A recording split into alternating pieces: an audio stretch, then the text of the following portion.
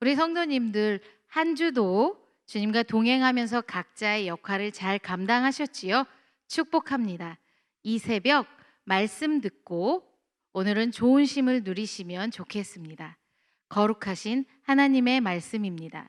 누가복음 13장 18절로 21절입니다.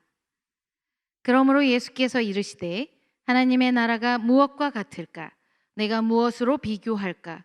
마치 사람이 자기 채소밭에 갖다 심은 겨자씨 한 알 같으니 자라 나무가 되어 공중의 새들이 그 가지에 깃들였느니라. 또 이르시되 내가 하나님의 나라를 무엇으로 비교할까? 마치 여자가 가루 서말 속에 갖다 넣어 전부 부풀게 한 누룩과 같으니라 하셨더라. 아멘. 사진을 한번 볼까요? 겨자씨입니다. 사진으로 보아도 매우 작아 보입니다. 실제로 겨자씨의 크기는 1mm 정도라고 하니 굉장히 작습니다. 그런 이유로 성경에서 가장 작은 것을 표현할 때 우리는 종종 겨자씨를 언급하기도 합니다. 자, 이번에 보이는 사진은 어떠신가요? 무언가 큰 식물 같아 보입니다. 짐작하셨겠지요? 바로 다 자란 겨자나무입니다. 앞서 본 사진에 눈을 씻고 찾아야 보일 정도로 작은 씨앗이 성장하니 큰 나무가 되었습니다.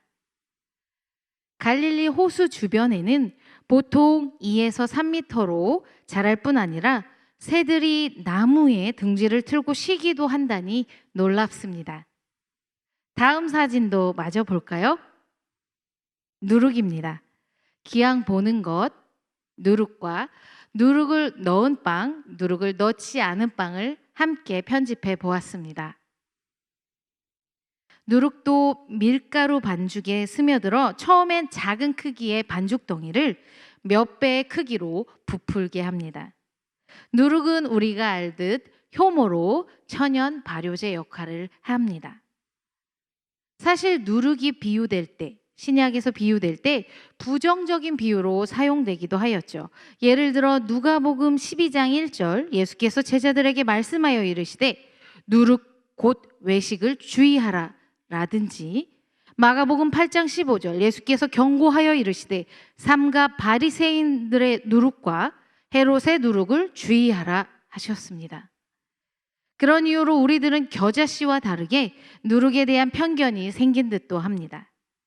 누룩은 적정한 시간일 때는 효모라 불리며 발효의 역할을 하지만 그 시간이 과하면 곰팡이로 번식하여 아예 음식물을 부패케 합니다. 그래서 예수님은 바리새인들과 헤롯에 대해 부패하고 해로운 물이라 빗대어 표현하기도 하신 것은 아니실까요? 오늘은 그런 편견을 떼고 들어주세요. 왜 예수님은 사람들이 그토록 소망하는 하나님 나라를 설명해 주시면서 겨우 겨자씨와 누룩으로 표현하셨을까요? 두 가지를 생각해 보게 되었습니다. 첫째, 하나님 나라를 향한 갈망은 믿음의 성장에 비례한다. 앞서 소개도 하였지만 겨자씨는 1mm의 크기에서 2에서 3m로 크기로 성장합니다. 누룩 역시 작은 반죽덩이에 스며들어 몇 배 이상으로 커집니다. 즉 시간이 지날수록 겨자는 자라고 누룩은 부풀어 오르지요. 예수님은 제자들에게 하나님을 나라를 바라보며 믿음의 성장을 기대케 하도록 하신 것은 아닐까요? 그래서 시작은 미미할지라도 성장하여 견고한 믿음이 되기를, 큰 믿음이 되기를 비유로 가르쳐 주신 것은 아니실까요? 제자들은 예수님과 함께 지내며 보이는 것이 다가 아님을 깨달았습니다. 뿐만 아니라 예수님을 바라보며 예수님을 보내주신 하나님을 바라보게 되었고 하늘나라의 소망을 발견하게 되었습니다. 그래서 당장은 작은 겨자씨와 누룩일지라도 훗날 수십 아닌 수백 배의 크기로 자란 겨자나무처럼 믿음이 성장하였습니다. 그렇기에 거꾸로 십자가에 매달리는 죽임도 예수님의 제자 베드로는 감당하였는지 모르겠습니다. 2021년 현재를 살고 있는 우리에게도 동일합니다. 가시적인 세상이 전부이지 않지요. 하나님 나라에 대한 소망을 품으십시오. 예수님은 지금도 우리에게 말씀으로 깨닫게 하십니다. 말씀을 듣고 읽으며 예수님을 경험하십시오. 제자들처럼 하나님 나라를 소망하는 신앙의 자세로 매일의 일상을 보내실 수 있기를 응원합니다. 그럼 이 세상의 삶은 어떠해야 할까요? 훗날을 생각하며 마냥 기다려야 할까요? 둘째, 현재를 하나님 나라로 살아내는 방법, 언행일치이다. 언행일치라는 뜻은 말과 행동이 같다이지요. 누구보다 자신의 말과 행동이 같았던 분, 더군다나 그 말과 행동이 오롯이 사랑과 섬김으로 나타내신 분, 바로 예수 그리스도이십니다. 우리는 그분 예수 그리스도를 따르는 공동체입니다.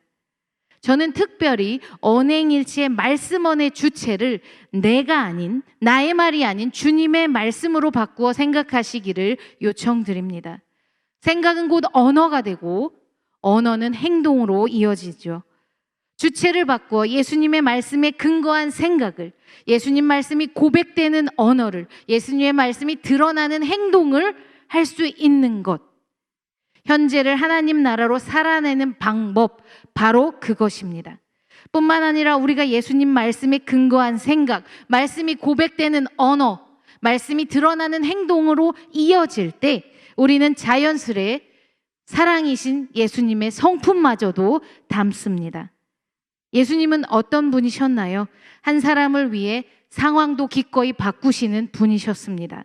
오늘 본문 앞절에도 귀신 들려 앓으며 꼬부라져 조금도 펴지 못한 한 여인을 위해 기꺼이 안식일일지라도 병을 고쳐주셨습니다.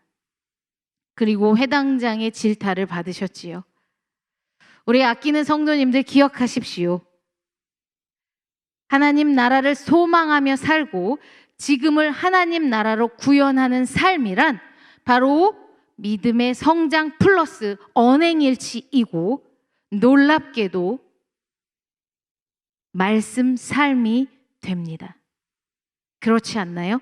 하나님을 향한 갈망으로 믿음이 성장하고 예수님 말씀이 주체가 되어 나의 말과 행동이 일치될 때 우리의 모습은 말씀의 삶이 되니까요.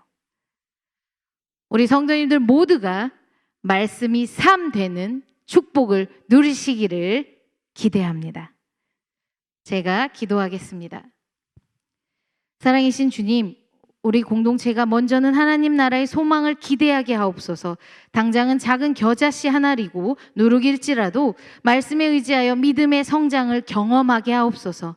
말씀의 뿌리 박힘으로 말과 행동이 이어지게 하옵소서. 주님의 성품 닮아 존중과 배려인 공동체 되게 하옵소서. 예수 그리스도의 이름으로 기도합니다. 아멘.